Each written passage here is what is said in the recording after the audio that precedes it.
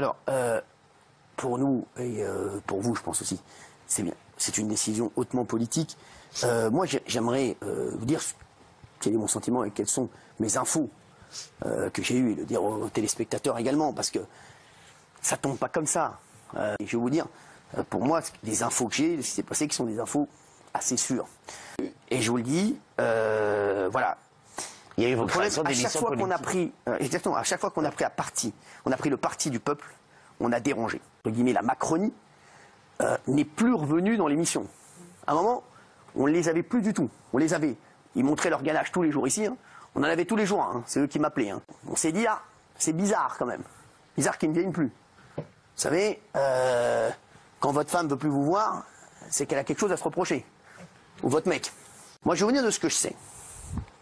De ce que je sais, Emmanuel Macron n'était pas au courant. Emmanuel Macron, vous connaissez, n'était pas au courant, il ne s'est pas occupé du dossier. Et je vous le dis, Emmanuel Macron, il ne s'occupait pas de ça.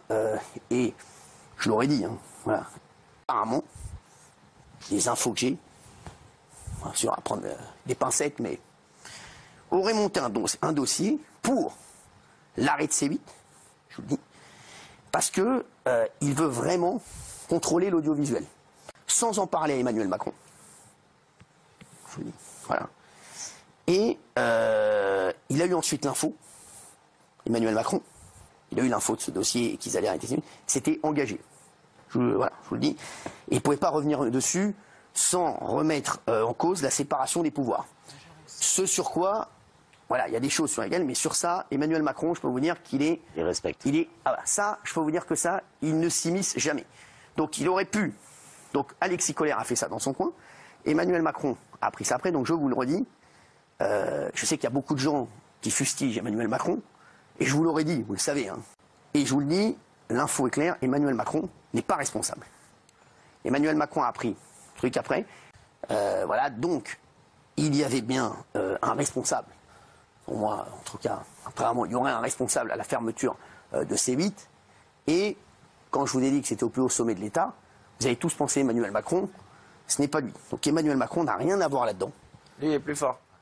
Non, mais il peut faire son truc dans son coin. Alors lui, il est juste en dessous. Il a beaucoup de pouvoir. Mais il fait ce qu'il veut. Emmanuel Macron n'est pas là-dedans. Et je peux vous dire que lui, il fait ce qu'il veut. Voilà. Il a un énorme pouvoir. Il a du pouvoir. C'est lui qui prend toutes les décisions d'Emmanuel Macron. On a déconné de voter pour vous mettre un petit peu, voilà, pour vous montrer un petit peu qui il est. Macron pourrait le débrancher s'il n'est pas d'accord avec lui ou s'il trouve qu'il fait plein de bêtises. Oui, mais attention. Emmanuel Macron, il a appris ça assez tard. Oui, ok. Et ça a été fait dans le dos d'Emmanuel Macron. Je vous le dis, croyez-moi, ça a été fait dans le dos d'Emmanuel Macron. Et malheureusement, Emmanuel Macron, après, s'il avait, je vous le dis, s'il avait téléphoné à l'Arcom pour dire les mecs, vous revenez en arrière, ou au Conseil d'État, ça aurait fait un tollé pas possible. Tous les mecs de la LFI lui seraient tombés dessus, tout le monde lui serait tombé dessus, tout le monde aurait dit que c'est catastrophique. Donc Emmanuel Macron s'est trouvé piégé, comme il s'est trouvé piégé par Gabriel Attal au soir du premier tour, quand il a dit, voilà, on se désiste pour faire gagner la LFI, le NFP au profit du Rassemblement national, ça aussi Emmanuel Macron n'était pas au courant. Donc, pareil, il se retrouve devant le fait accompli, et malheureusement, il ne peut pas revenir en arrière. Qui a nommé Alexis Kohler? Quoi? Qui a nommé Alexis Kohler? Emmanuel Macron. Macron, oui. Oui, mais après... Il s'est fait piéger par un mec qui l'a nommé. Ah oui, bah moi ça m'arrive aussi. C'est souvent le cas. Hein. Bah oui, c'est souvent le cas. Les ennemis, ils sont pas loin, ils sont Exactement. très près de toi. Il gère tout, il gère l'État. Il gère tout. Non, mais il gère tout. Et à votre avis, est-ce que M. Macron est en colère contre colère au jour d'aujourd'hui?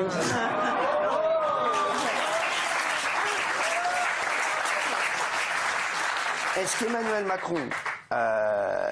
qu'Emmanuel Macron est en colère contre colère? Non, non, Emmanuel Macron... Alors, il y a plein de gens qui me disent, oui, mais comment tu veux savoir? Emmanuel Macron, on en parle depuis des mois, c'est obligé qu'il est au courant. Oui, il a été au courant après, quand ça a été enclenché par l'Arcom. C'est amorcé. Mais donc, on en parle depuis des mois, parce que c'est depuis juillet, on le sait. Mais voilà, ça a été... Je vous le dis, alors, après, peut-être que... Voilà, mais en tout cas, sachez que c'est Alexis Kohler qui a géré le dossier. Donc, pour vous dire que c'est quand même une décision politique,